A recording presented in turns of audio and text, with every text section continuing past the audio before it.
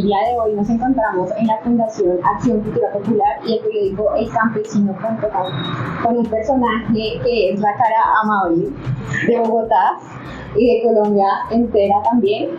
Él es Juan Daniel Oviedo, actual concejal de Bogotá por el movimiento Con Toda por Bogotá. Fue director de El DANE durante 4 años, doctor en economía. Exactamente. Y pues un experto, es quien tiene la data completamente de Colombia. No, yo súper contento y sobre todo hablar del tema campesino, que fue el tema que me bautizó. Me posesioné en el DANE y fue el primer tema que sucedió. Y me siento también muy satisfecho de haber logrado un ejercicio de visibilización que va a ser fundamental a la hora de pensar las acciones afirmativas que merece la población campesina de nuestro país. Total. Como sabes, nosotros somos la Fundación ACCO, que durante 77 años que cumpliremos el próximo 23 de agosto, te invitamos por favor a estar con nosotros, a acompañarnos. Pues durante estos 77 años nosotros emprendimos un viaje que fue por Monseñor José Joaquín Salcedo, quien desde ese tiempo ha llevado educación a todos los territorios de Colombia. Hoy por hoy tenemos un programa que es Escuelas Digitales Campesinas. Antes era conocido como Escuelas Radiofónicas. Quizá tus papás, tus abuelos escucharon de escuelas radiofónicas y de radios católicas. Claro, por supuesto. Y siempre se pensó en cómo ese modelo de educación a través de radiodifusión sonora era una herramienta en ese momento tácita de inclusión de la población campesina en los procesos de desarrollo educativo del país. Total. Hablando de esto y teniendo en cuenta que llevamos 77 años educando al campo colombiano, nos preguntamos por qué se realizó eso y fue porque Monseñor quería tener una mejor calidad de vida para nuestros campesinos. Desde ese tiempo, digamos que de alguna forma se estaba hablando de los derechos de los campesinos. El año pasado, en el 2023, se habló y se aprobó un acto legislativo en el cual el campesino se formaba como, o se denominaba como sujeto constitucional de derechos. Exacto. Cuéntanos acerca de eso. ¿Qué piensas acerca de eso y por qué se une tanto este tema contigo y con lo que tú proyectas y tus objetivos?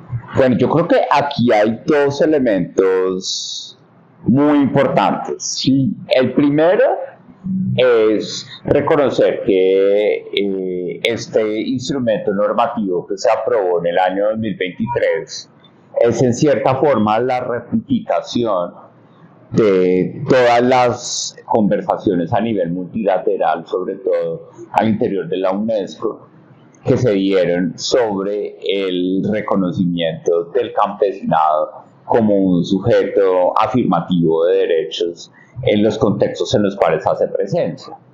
Y esto traía consigo la necesidad de poder cuantificar, por ejemplo, la incidencia o la prevalencia del autorreconocimiento campesino en nuestro país. Y eso también traía consigo un desafío, y es poder tener una visión unificada de qué es ser campesino en Colombia, porque existe un debate muy grande sobre que la gente piensa que el campesino es simplemente la persona que tiene un arraigo con la tierra o el que trabaja la tierra, pero ese arraigo no es permanente, ese arraigo puede ser parte del pasado. Y algo que es supremamente importante alrededor de la población campesina en Colombia es que nuestra historia del conflicto pone al campesinado en una situación protagónica a la hora de la vulneración de sus derechos, sobre todo en los procesos migratorios de lo rural a lo urbano.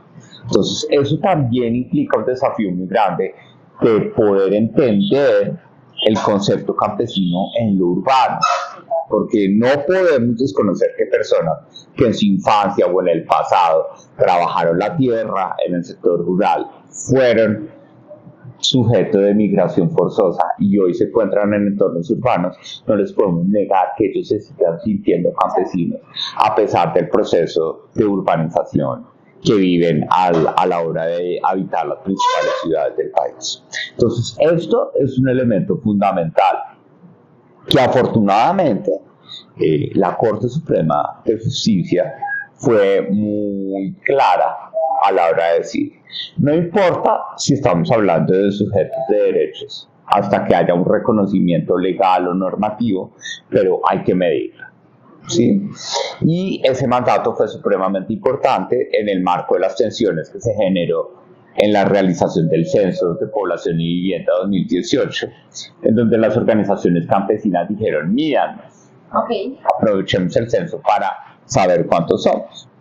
Pero con un conjunto de dificultades metodológicas y sin ningún referente en el contexto latinoamericano o en el contexto cercano de hacer una pregunta sobre la identificación campesina en un censo de población y vivienda, logramos, me parece a mí, un elemento muy importante y es en conversación con las organizaciones campesinas, con el ICANN y con la autoridad estadística que en su momento pues, estaba representada por mí en el DANE y junto con el subdirector Ricardo Valencia, que tuvo un liderazgo muy importante, se hizo una conversación que rápidamente nos permitió llevar a una propuesta de definición que fue validada y que rápidamente fue aterrizada en dimensiones específicas de lo que tiene que ver con el campesinado. Dimensiones sociales y económicas las vemos en la encuesta de calidad de vida.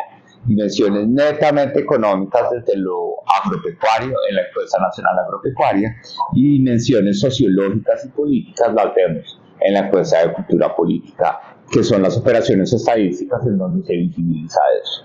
Entonces, como conclusión, esa frase famosa desde la estadística de que lo que no se mide no cuenta, fue lo que verdaderamente permitió que tuviéramos un escenario de refrendación legislativa de los compromisos de la UNESCO, porque se tenía ya una cifra cierta. Una cuarta parte de la población mayor de 15 años con autoidentificación campesina y aproximadamente el 30% de los hogares del país con una jefatura campesina son los resultados contundentes que rápidamente llevaron a si ya sabemos cómo se mide, pues tenemos que incorporarlos dentro de la política pública, sobre todo desde la perspectiva social, porque son unas brechas muy grandes las que separan a la población campesina de la población sin autorreconocimiento campesino en nuestras dinámicas sociales y económicas del país. Perfecto. Tú hablabas, la encuesta de calidad de vida hace referencia a los temas económicos de la población, ¿verdad? Con respecto a esta encuesta, en el 2023 se identificaron que aproximadamente 10.640.000 personas mayores de 15 años hacen parte de esa población campesina. Sin embargo, hubo un aumento de un 1.8% con respecto al año anterior. ¿A qué se debe este aumento? ¿Y es bueno o no tan bueno que se generen esos aumentos? Bueno, primer elemento, la diferencia no alcanza a ser estadísticamente significativa para decir que de un año para otro creció.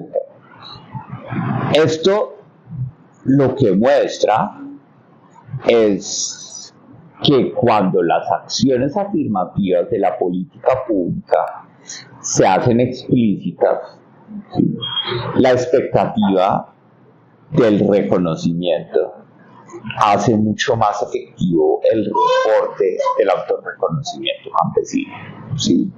Entonces, cuando ya en 2023 la encuesta de calidad de vida fue a campo, llamémoslo así como lo decimos desde la perspectiva estadística, en octubre, noviembre y diciembre, cuando ya teníamos claridad en 2023 que había sido aprobado el hecho de que la población campesina era sujeto de derechos, pues facilitó que las personas le dieran un propósito a su autorreconocimiento.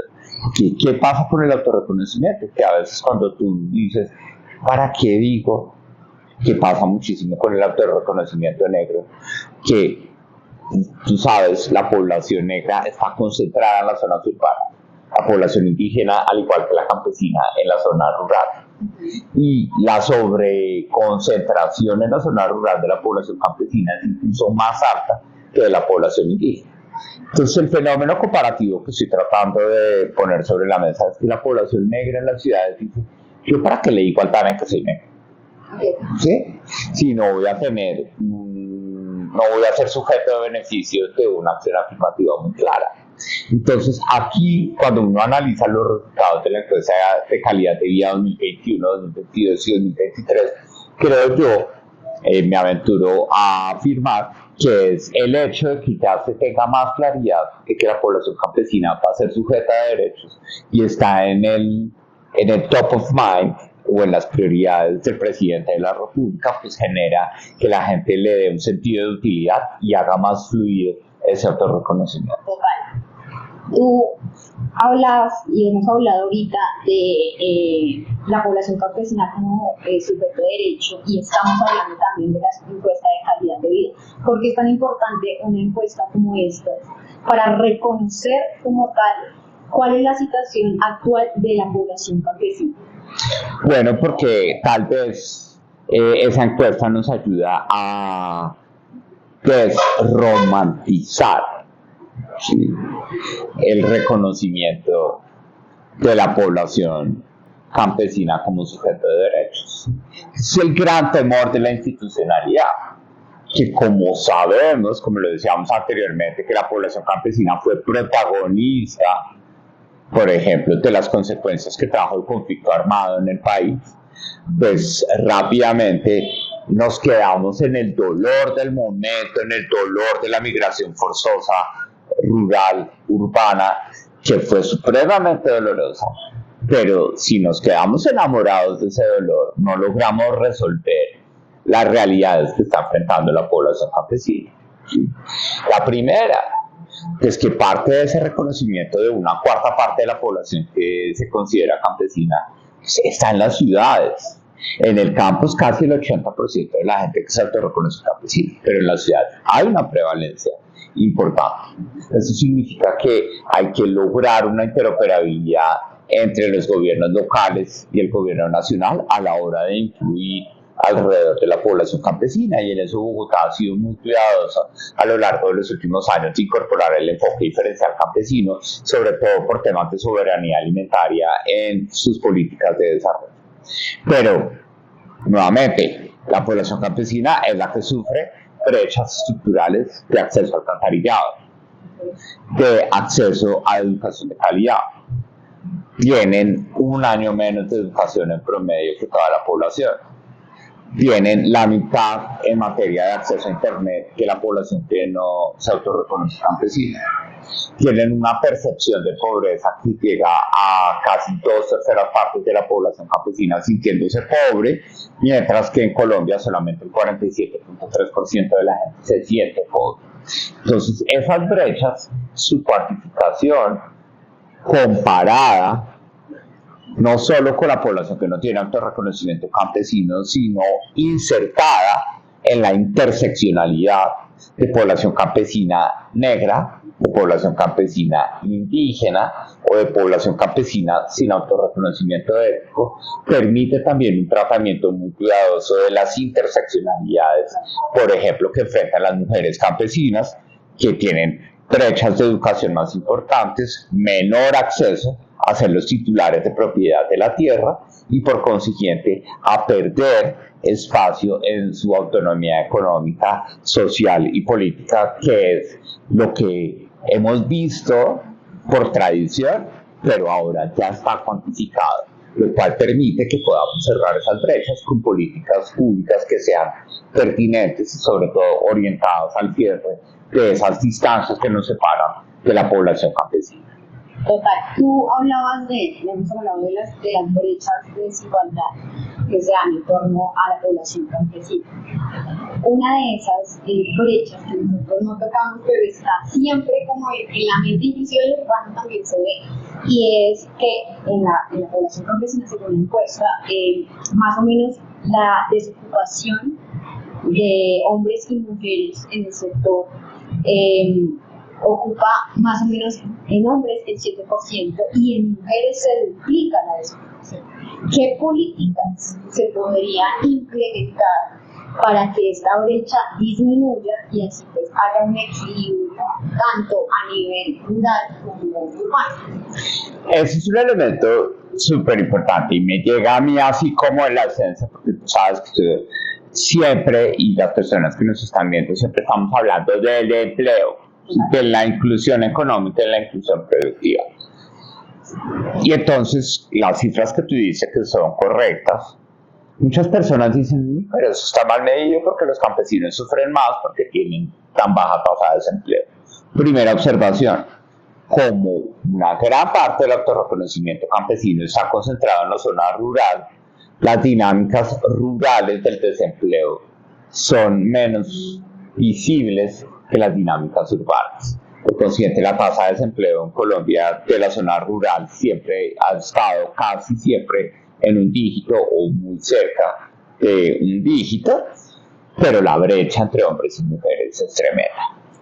Primero, solucionar esa brecha, requiere una ruptura estructural de un estereotipo, y es que en Colombia 2/3 partes de la gente mayor de edad considera que las mujeres son mejores que los hombres haciendo oficio en la casa. Entonces, eso, que es aún más fuerte en las zonas rurales, lleva a que a los 15 años las niñas campesinas no tienen una fiesta con vestido, sino una conversación con sus papás de decir, usted ya no estudia más, que tiene que entrar a ayudar o a cuidar a sus hermanos, o a cocinar o ayudar al proceso productivo de la unidad productora agropecuaria. Entonces, esa desescolarización temprana de las jóvenes y de las niñas campesinas pues genera una brecha muy importante para que ellas puedan ser incorporadas al mercado laboral rural cerca o al menos aproximadamente cerca de la formalidad. Entonces, ¿qué pasa?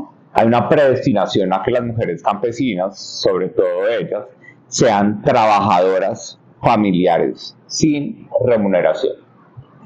Y eso es supremamente crítico en materia de la competitividad de la productividad agropecuaria. ¿Por qué? Porque es uno de los elementos que impide el rejuvenecimiento de la mano de obra rural. En Colombia aproximadamente el 60% de la gente mayor de 60 años es la que trabaja la tierra en el país. Entonces el envejecimiento de las unidades productoras agropecuarias genera una pérdida de competitividad muy grande, y ahí es donde necesitamos que haya una educación pertinente con un enfoque rural para que evitemos la desescolarización de las niñas en el proceso educativo y rápidamente les permitamos adquirir competencias específicas que lleven a que la brecha entre la tasa de desempleo de hombres y mujeres campesinas no sea de casi el doble como tú lo acabas de resaltar.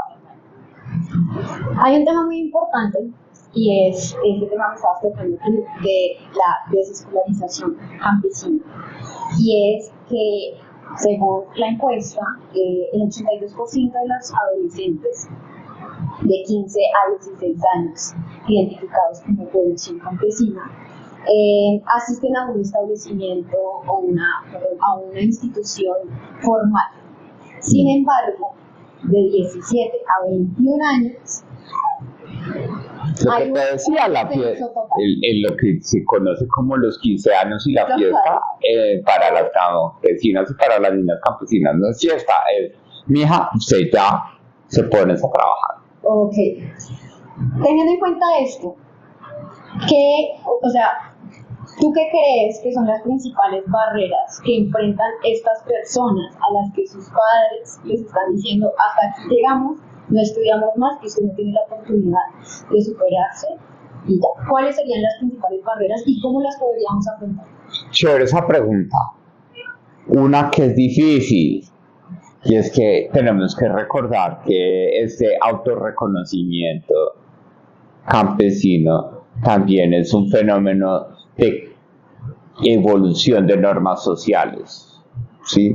Entonces, cuando tenemos ese 25%, llamémoslo en términos de personas de más de 15 años, o el 30% en materia de prevalencia de hogares, cuando hacemos la intersección con grupos de edad, pues el autorreconocimiento campesino es muchísimo más alto en la población adulta y en la población adulta mayor.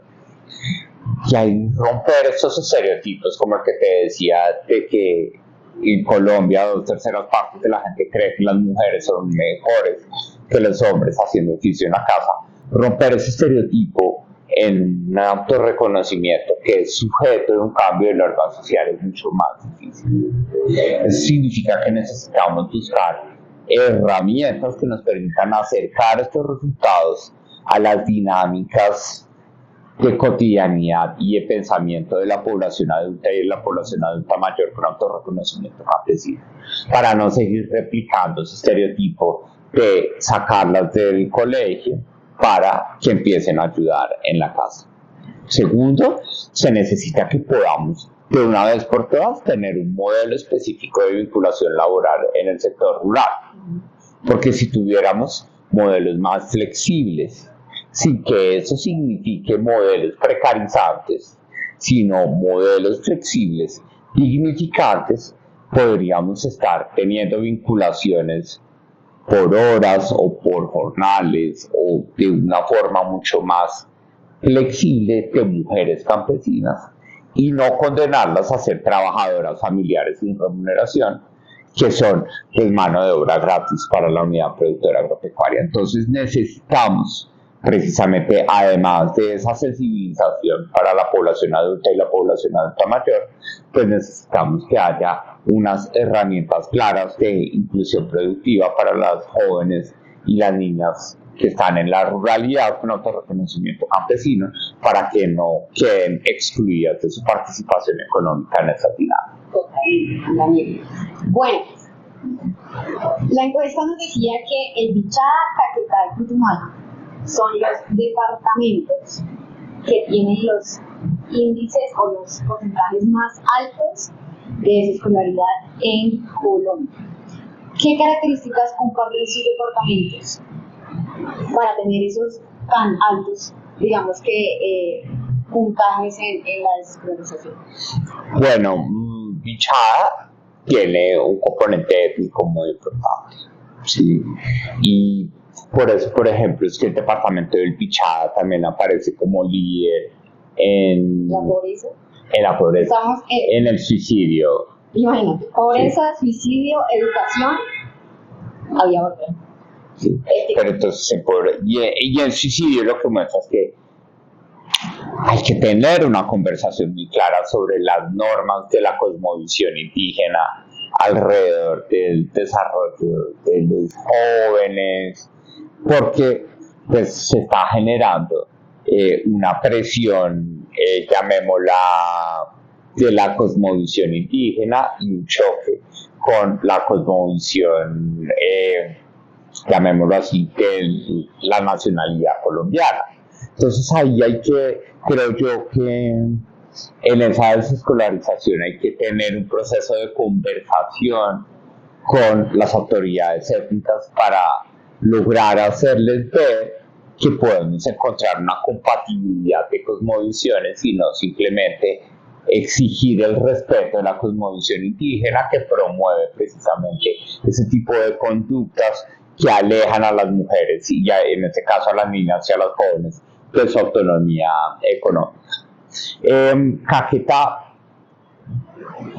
¿qué pasa en Caquetá? Que sí, también tenemos un componente de una gran fracción del departamento conformada por territorios colectivos indígenas. Entonces, ahí las normas culturales pues tienen un choque muy importante alrededor del proceso educativo, pero ahí yo creo que hay una esperanza muchísimo más grande que el desarrollo agroalimentario que está viendo el departamento del Caquetá junto con el desarrollo turístico, pues haga ver que la desescolarización de niñas en ese departamento es supremamente costoso para poder aprovechar esos nuevos potenciales económicos que tiene el departamento del Caquetá. Nos faltó Putumayo. Putumayo también. En el tema de Putumayo, ahí sí pues tenemos primero una vocación extractivista muy importante con pues, un olvido de la política de desarrollo por más de que estemos en un enfoque descentralizado, un olvido estructural pues, que lleva a que rápidamente pues, las niñas y las jóvenes sean pues, víctimas de este prejuicio o este estereotipo que es a los 15 años es a trabajar y no necesariamente a seguir estudiando en procura de esa autonomía económica, social o política que es la que queremos todos para las mujeres en el país, sobre todo para las mujeres campesinas. Pero lo más importante que tienen esos tres departamentos es que en Colombia, así como en todos los países del mundo, son más las mujeres que los hombres. Pero en la población campesina, nuevamente, asociada a ese arraigo histórico, pues tenemos una mayoría de personas, hombres que se autorreconocen campesinos frente a una minoría de mujeres que se autorreconocen campesinas, y ahí en ese cambio de porcentajes pues rápidamente las estructuras dominantes masculinas pues apabullan cualquier esfuerzo de liderazgo de niñas, jóvenes o mujeres campesinas dentro de este entorno social. Okay. Encontrarse con la pregunta anterior, vemos que Bogotá y Cundinamarca tienen, digamos que la tasa de desescolaridad más baja. ¿Qué estrategias o qué formas deberíamos tener en cuenta de la educación rural hoy en estos dos, en Bogotá y en Cundinamarca, que podríamos extraer y llevarnos al campo? Bueno, yo creo que en ese punto lo que habíamos mencionado anteriormente, Bogotá y Cundinamarca han sido estratégicos, llamémoslo así, en materia de la actitud valorizante de la población campesina por elementos asociados a la soberanía alimentaria. Sí. Es decir, la población campesina de las zonas rurales de Usme, de Ciudad Bolívar, las reservas campesinas de Sumapaz y todo lo que sucede en interacción con Dinamarca, pues han llevado a que la población campesina tenga un mayor protagonismo dentro de las estrategias de inclusión en temas de salud y en temas de educación.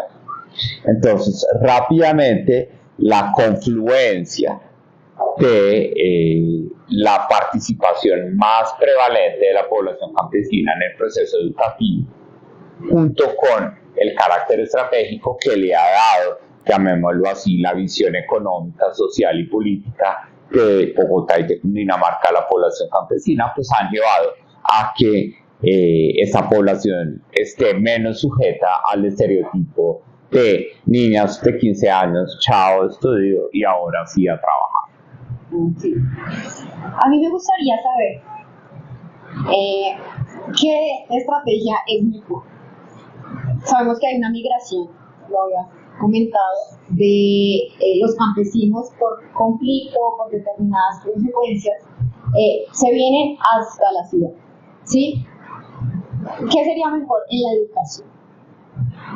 O que los campesinos vengan hasta las ciudades más cercanas, donde se vea pues mayores colegios, universidades, y se devuelvan como por medio de su expertise a enseñarles a los demás, o la que hoy en día se quiere, por decirlo así, llevar educación, llevar estructura cobertura a estos lugares, ¿cuál sería mejor para ti?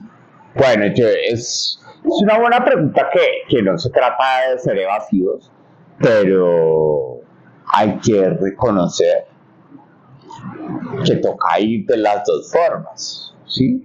Porque cuando se trata de la formación o el desarrollo de trayectorias profesionales asociados con el liderazgo y con la aptitud, llamémosla,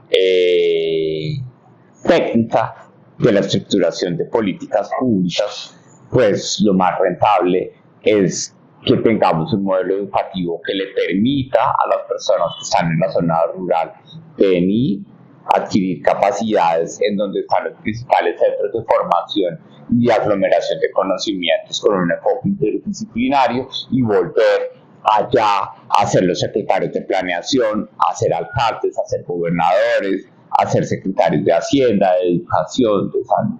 ¿Sí? Pero además necesitamos que haya presencia de formación profesionalizante y vocacional en los entornos rurales del país. Y digo profesionalizante y vocacional porque no podemos pensar que Colombia, para rejuvenecer su mano de obra agropecuaria, pues simplemente condene a los jóvenes rurales a que no pueden salir de allá. ¿Sí?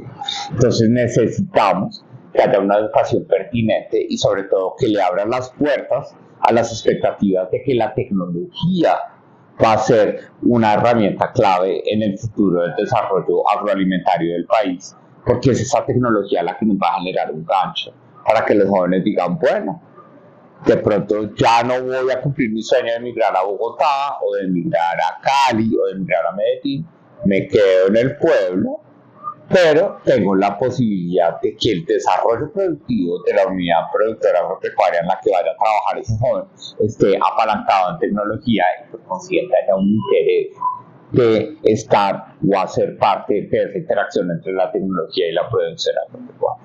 Ok. Tú hablas de tecnología en el campo, ¿sí?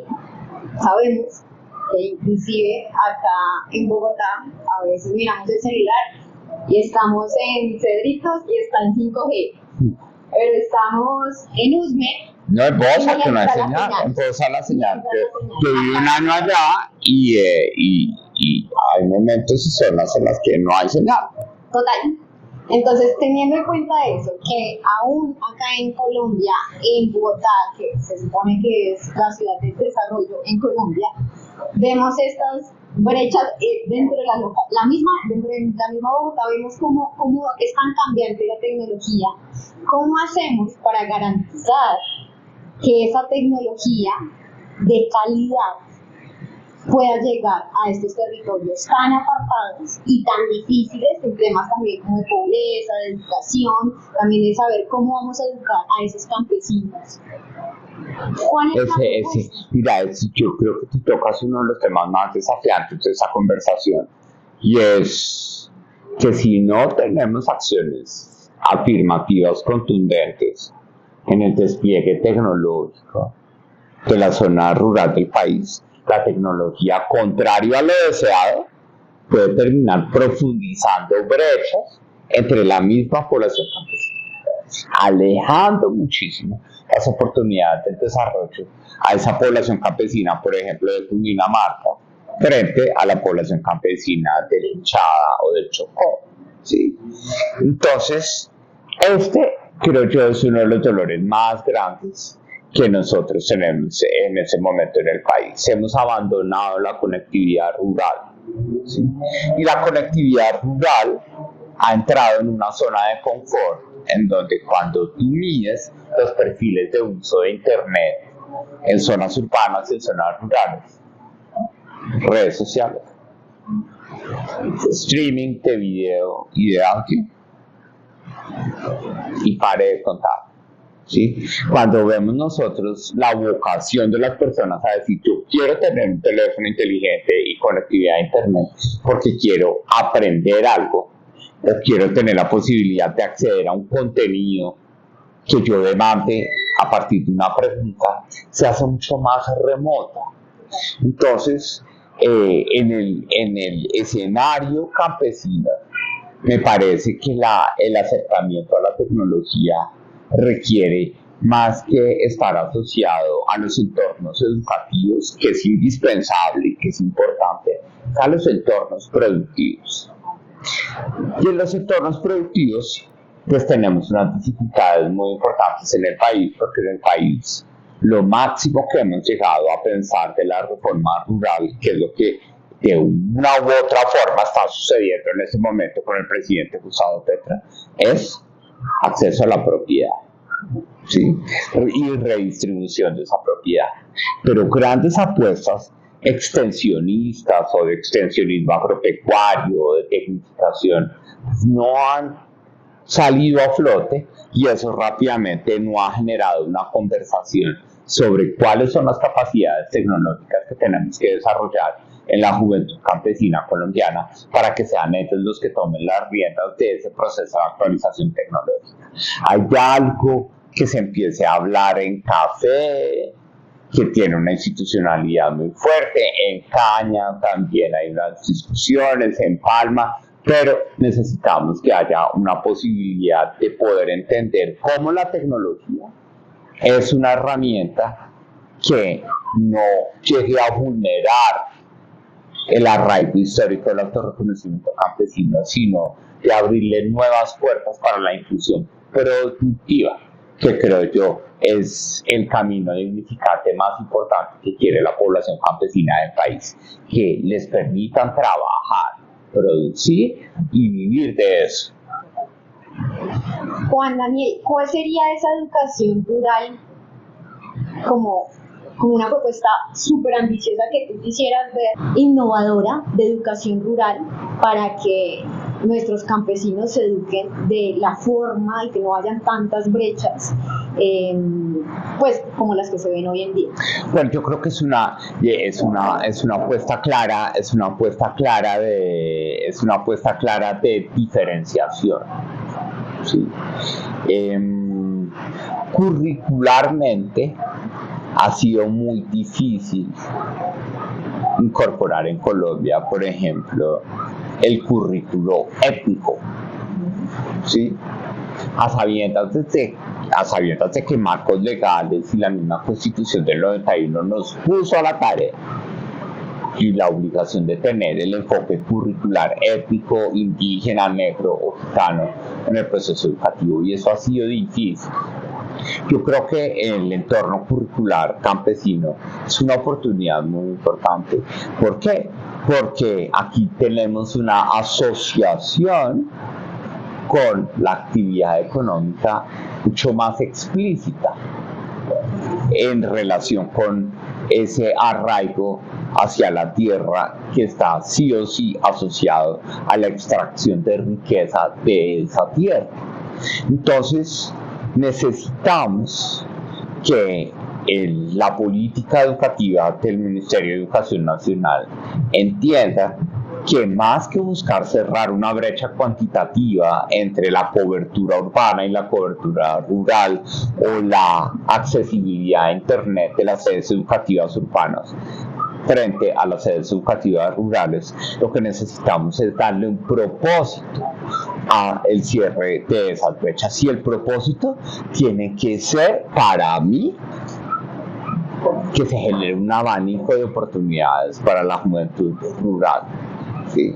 En ese momento la juventud rural no tiene ese abanico de oportunidades. ¿Por qué? Porque el enfoque educativo de las sedes educativas rurales del país pues está estandarizado y por consiguiente genera elementos aspiracionales de esa juventud. Es decir, yo me quiero ir a Bogotá, me quiero ir a Medellín, de Caquetá me quiero ir a Florencia.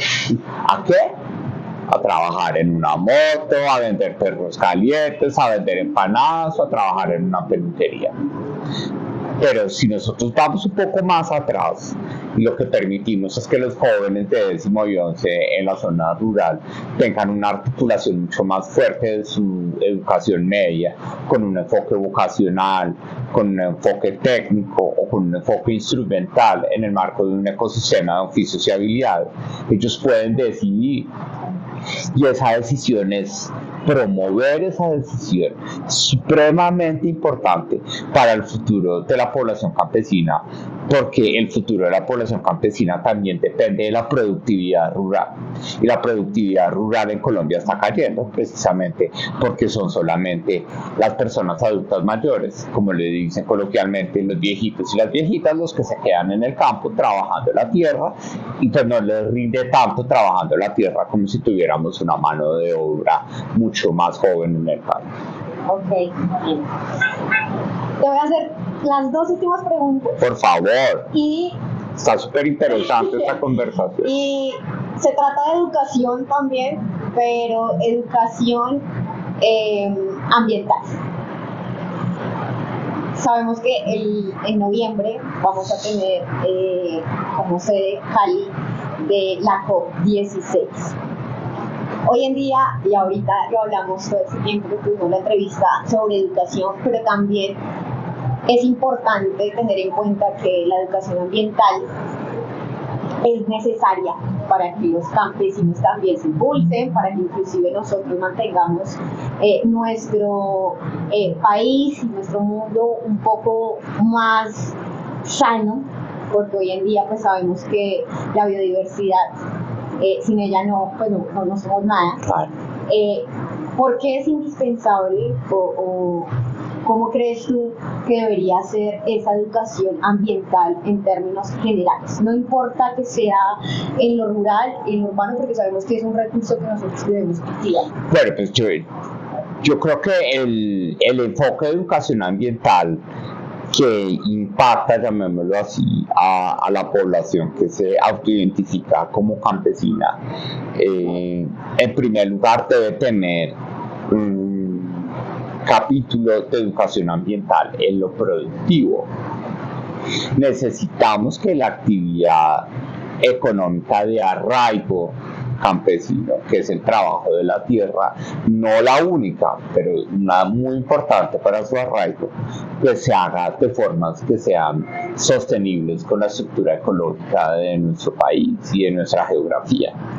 Que podamos entender que los procesos productivos de las unidades agropecuarias, sobre todo las pequeñas, deben tener unos criterios básicos de tecnificación y de apropiación de conocimiento con el uso, por ejemplo, de productos químicos. En Colombia tenemos la tradición de que cuando llueve y estamos en el fenómeno de la niña, es eche fertilizante a la lata para acelerar eso y que salga rápido lo que está en la tierra, que salga rápido la papa y la yuca para que no se pudra. Pero eso nos expone a ser menos competitivos económicamente porque los fertilizantes están caros, pero genera un impacto ambiental y una huella ambiental muy importante. Entonces, lograr que la educación ambiental tenga una incidencia muy importante en los procesos productivos es supremamente clave. Segundo, todo el tema de externalidades positivas de las estructuras ecológicas de la zona rural que requieren cuidado y que requieren acciones comunitarias para evitar la deforestación, sobre todo de fuentes originadoras de agua, pues hace que tengamos una conciencia colectiva de lo ambiental mucho más importante que nos lleva nuevamente a los entornos rurales. Pero lo que sí también debemos tener en cuenta es que en los contextos urbanos, aprovechando que tú insistías en que no nos concentremos en la zona rural, pues en los contextos urbanos necesitamos también redefinir la educación ambiental. Y necesitamos que en esos contextos urbanos en donde haya población mucho más visible con autorreconocimiento campesino, pues tengamos prácticas de conversación y de convivencia con el medio ambiente que nos permitan reutilizar, reciclar y rediseñar algunos procesos productivos para que, aprovechando también de saberes ancestrales que están presentes en el autorreconocimiento campesino, podamos tener una vía que deje menos huella en nuestro ecosistema. Con esto te resumo todo. Hemos hablado de autorreconocimiento, de educación, de las brechas que hay en la población campesina. Quiero saber tú, Nosotros tenemos un lema en el periódico El Campesino y en la Fundación Acción Cultural Popular, y es: somos orgullosamente campesinos. ¿A ti qué te enorgullece de los campesinos y qué es ser un campesino? Bueno, pues lo primero es que yo siento que tengo un arraigo, no lo declaro, sí, pero sí tengo un arraigo campesino muy importante. Sí, mi abuelo, sí, yo sé que si él hubiera tenido la oportunidad de que estuviera vivo y lo hubiera hecho en la Plaza del Dane, él se hubiera autorreconocido campesino.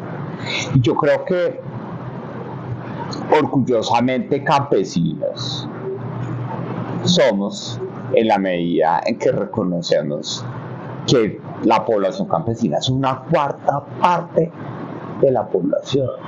Es decir, es la incidencia poblacional de enfoques diferenciales más importante del país.